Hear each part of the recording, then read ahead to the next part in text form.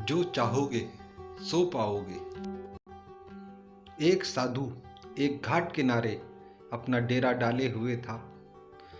वहाँ वह धुनी रमाकर दिन भर बैठा रहता और बीच बीच में ऊंची ऊंची आवाज़ में चिल्लाता, जो चाहोगे सो पाओगे, जो चाहोगे सो पाओगे। उस रास्ते से गुजरने वाले लोग उसे पागल समझते थे।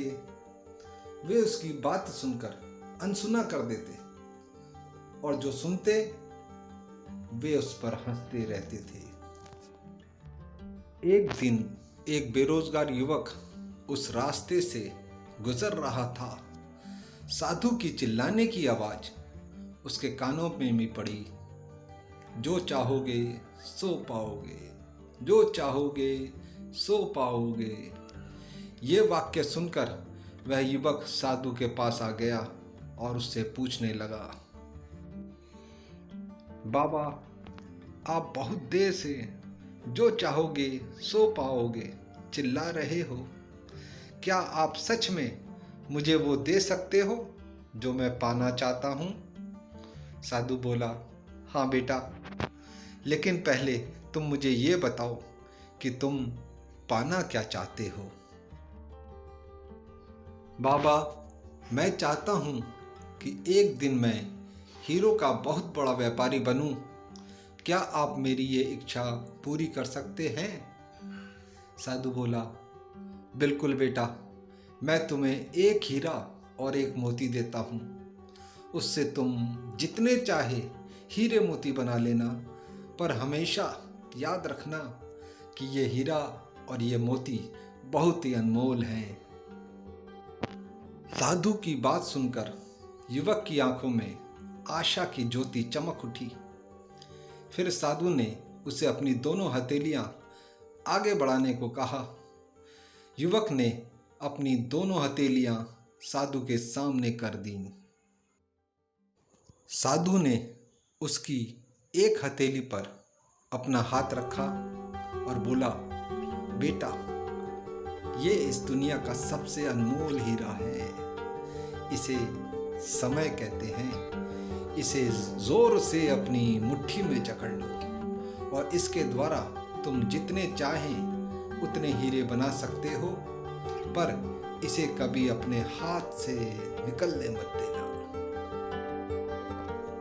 फिर साधु ने अपना दूसरा हाथ युवक की दूसरी हथेली पर रखकर कहा, बेटा, ये दुनिया का सबसे कीमती मोती है। इसे धैर्य कहते हैं। जब किसी कार्य में समय लगाने के बाद भी वांछित परिणाम प्राप्त ना हो, तब तुम धैर्य नामक मोती को धारण कर लेना। यदि यह मोती तुम्हारे पास है तो तुम दुनिया में जो चाहो वो हासिल कर सकते हो। युवक ने ध्यान से साधु की बातें सुनी और उन्हें धन्यवाद दिया और वहां से चल पड़ा। उसे सफलता प्राप्ति के 2 गुरु मंत्र मिल गए थे। उसने निश्चय किया कि अब वह कभी भी अपना समय व्यर्थ में नहीं गवाएगा और सदा धैर्य के साथ ही अपना काम करेगा।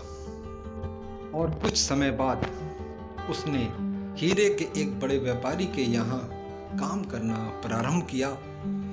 कुछ वर्षों तक वह लगातार दिल लगाकर व्यवसाय का हर गुर सीखता रहा और एक दिन अपनी मेहनत और लगन से अपना सपना साकार करते हुए हीरे का बहुत बड़ा व्यापारी बना।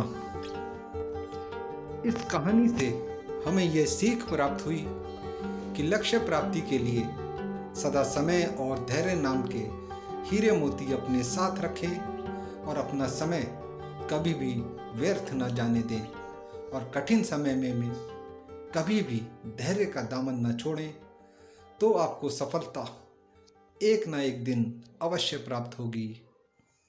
दोस्तों, यदि यह कहानी आपको अच्छी लगी हो तो इस कहानी को लाइक करें और चैनल को सब्सक्राइब करें और एक अच्छा सा कमेंट ज़रूर करें।